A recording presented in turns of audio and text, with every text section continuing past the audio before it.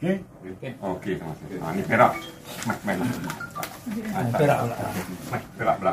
Ni Perak banyak ni, kalah Kedah hari ni. InsyaAllah saya ambil ya. Saya ambil je. Dan kalau ada apa-apa lagi nak tambah lepas ni, ada masa, boleh bagi Okey. tambah. Ikut susunan dia. Okey. 1, 2, 3. So, Kedah Darul Aman, Perak Darul Ridwan, Alhamdulillah dah sampai. Pulau Pinang saya tak pasti lagi. Penang macam mana? Okey. Saya bagi pihak Pertubuhan Suara Patriotik Rakyat Malaysia mengucapkan ribuan terima kasih kepada Tuan Hanif Katri kerana sudi untuk menjadi peguam kami nak membelakan tuntutan apa yang ada ini. InsyaAllah kalau Tuhan menyebelahi kita, mungkin kemungkinan kita akan menang di mahkamah ini untuk kebajikan veteran semua. Jadi itu saya minta Tuan Hanif untuk memberi sepatah dua kata tentang apa yang kita nak perjuangkan ini. Baik, Assalamualaikum warahmatullahi wabarakatuh dan salam sejahtera. Pada hari ini selama lebih kurang 3 jam lebih kami telah pun berunding dengan wakil-wakil tuan-tuan dan puan-puan sekalian yang ada di sini. Mereka telah memberikan butiran-butiran yang perlu dan hasil daripada itu kami juga telah berbincang tentang perkara yang akan dibawa insya-Allah secepat mungkin ke mahkamah berkaitan dengan tuntutan penyelarasan pencen secara khusus. Butiran-butiran lanjut perkara itu akan dimaklumkan oleh ahli jawatan kuasa dari masa ke semasa semasa mereka mengadakan majlis-majlis penerangan dari negeri ke negeri. Kami berhasrat secepat mungkin sekiranya kesemua anda di setiap negeri dapat memajukan butiran-butiran yang diminta oleh AJK, maka insya-Allah selewat-lewatnya hujung tahun ini kita dapat sediakan satu tindakan lengkap berkaitan dengan perkara ini sebagai suatu tindakan perwakilan representative action di mana beberapa daripada nama tertentu daripada setiap negeri akan dinamakan sebagai pihak-pihak menuntut plaintiff terhadap pihak-pihak yang perlu disaman kelak, dan yang lain akan disenaraikan.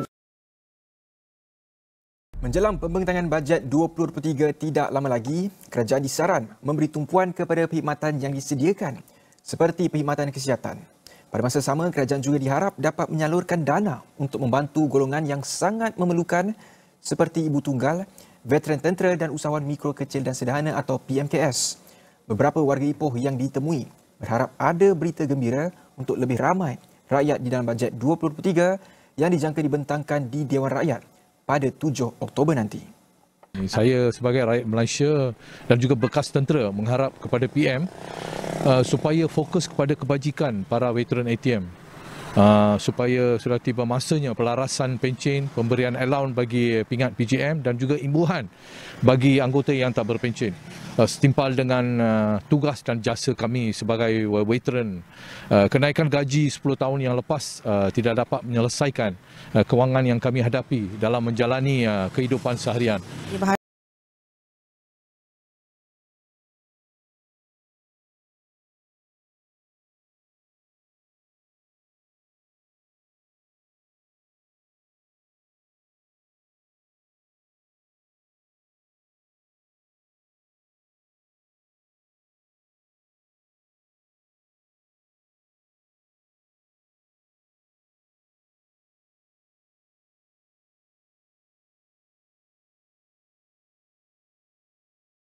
Bagaimana kita boleh berpuas hati dengan keadaan Islam sekarang ini sedangkan Islam sedang terbakar? Assalamualaikum. Sokongan anda dengan link di bawah menyebabkan kami mampu meneruskan usaha perubahan ini. Sharelah video ini demi Islam berkembang dan join saya di Telegram Ustaz Zul.id. Terima kasih. Melihat kedudukan Islam kini menjadikan kita sangat sedih. Agama yang pernah mendunia satu masa dulu kini hanya tinggal sebagai ritual hubungan dengan Allah sahaja. Orang Islam yang baik hanya sibuk menjaga perkara kecil dalam Islam tetapi tidak menguruskan perkara penting lain yang menjadi agenda besar Islam. Agenda besar Islam adalah menjadikan agama ini sebagai sebagai satu kehidupan. Maknanya tidak ada satu bidang kehidupan yang terlepas dari sentuhan Islam. Udkhulu fis silmi kafah, masuklah ke dalam Islam secara seluruhnya. Al-Baqarah 208. Semua perkara yang berkaitan dengan pendidikan, ekonomi, hiburan, politik, kemasyarakatan, individu, lifestyle dan sebagainya mesti ada sentuhan Islam. Hari ini umat hanya sibuk bercakap soal selawat tetapi lupa soal ekonomi. Sibuk dengan zikir tetapi tidak sibuk bicara berapakah jumlah kekuatan harta milikan orang Islam. Hari ini umat lebih sibuk membaca Al-Quran tetapi tidak mempraktikkannya di dalam kehidupan. Hanya baca dan terus baca sahaja. Hari ini juga umat Islam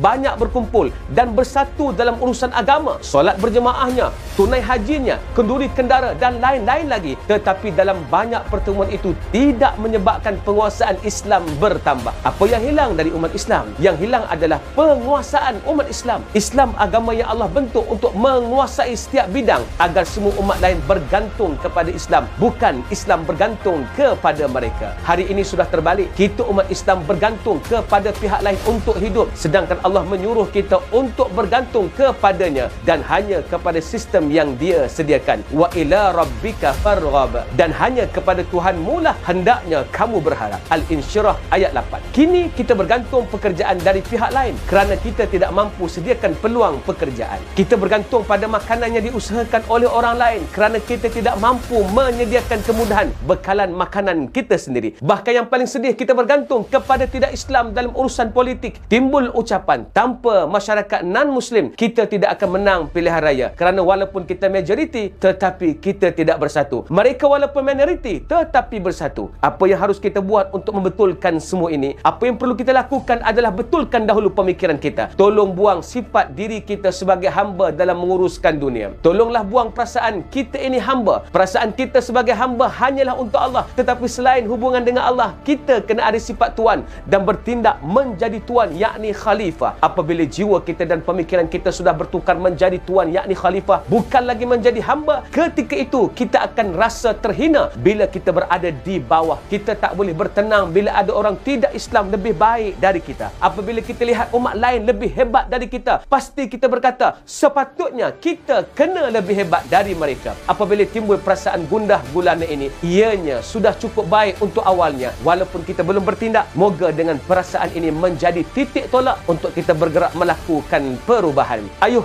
kita transformasikan diri kita dari memiliki jiwa hamba kepada memiliki jiwa khalifah agar Islam terus menjadi kuat sebagai agama yang dihormati. Assalamualaikum.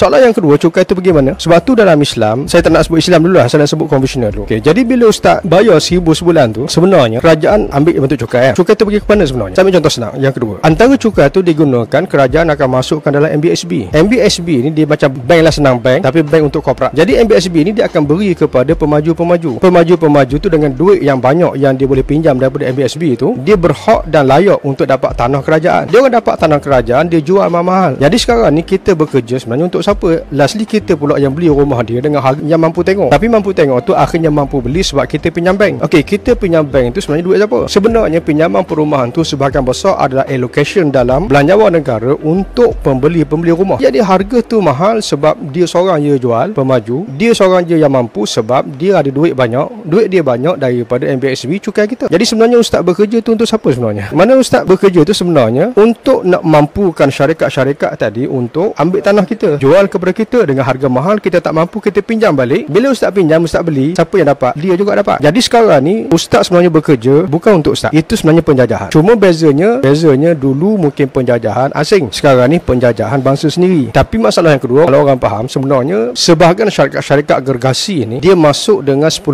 modal. 90% lagi modal adalah pinjaman daripada bank-bank tempatan ataupun instrumen tempatan. Jadi maknanya ustaz bekerja bukan untuk ustaz. Sebenarnya ustaz tak sedar duit ustaz tu sebahagian besar ustaz bekerja untuk orang lain. Itu bukan makna merdeka. Sebab tu dalam Islam cukai ni dia ada hukum dia. Satunya cukai ni dia tak boleh digunakan untuk pemimpin. Cukai ni tak boleh digunakan untuk beri kepada korporat. Tak boleh. Untuk siapa? Untuk orang miskin. Orang miskin tu siapa? Ustaz kat Selangor bayar cukai Selangor. Dia tak boleh bagi dekat orang luar dulu. Dia yang pertama kena utamakan orang miskin tempat ustaz dulu. Saya ambil contoh ustaz kalau ustaz buka kedai kat sini. Katakan contohlah ustaz buka kedai tayar lah, kata contoh ataupun kedai runcit lah. Jadi ustaz buka kedai runcit tu, ustaz dapat untung. Ustaz pun kena bayar cukai. Dalam Islam bayar cukai. Cukai tu kerajaan akan ambil daripada ustaz. Dia dia akan beri kepada orang miskin tempat ustaz dulu. Dia bukan buat pergi KL dulu. Bagi orang miskin yang dekat ustaz, akhirnya orang miskin tu mampu membeli. Kalau sebelum ni orang miskin hanya beli keperluan saja, contohnya gula, beras, lepas tu dia tak beli dah lain. Macam jajan dia tak beli sebab dia tak ada duit. Tapi bila ustaz bayar cukai, kerajaan bagi cukai tu dekat orang miskin sekarang kan hanya beli beras, bukan hanya beli gula, tapi dia akan beli jajan sekali. Sebelum ni anak dia masuk kedai dengan mak dia nak beli jajan, mak dia tak bagi, bukan tak nak bagi sebenarnya, tapi sebab duit tak cukup. Jadi bila konsep macam tu, bila ustaz bayar cukai